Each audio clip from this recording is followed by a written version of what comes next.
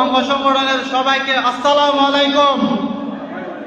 আশা করি আজকে আমি বেশি কিছু বলার জন্য দাঁড়াই নাই, আমি দাঁড়িয়েছি দানুশ শীষকে কিভাবে রাঙ্গুনিয়াতে জয়যুক্ত করে কিভাবে সংসদে পাঠাতে হয় এটা চাই, কোনো নয়। আমার বেশি কিছু বক্তব্য দিতে চাই না, আমার একটাই বক্তব্য, আমরা বিএনপি পরিবার, আমাদের ভিতরে কোনো বেচার নেই, কোনো গ্রুপিং নেই, আমরা সবাই ভাই ভাই। আমাদেরকে কেউ দমাতে রাখতে পারবে না, আমরা দানুশ শীষের পক্ষ নিয়ে কাজ করবো ইনশাআল্লাহ।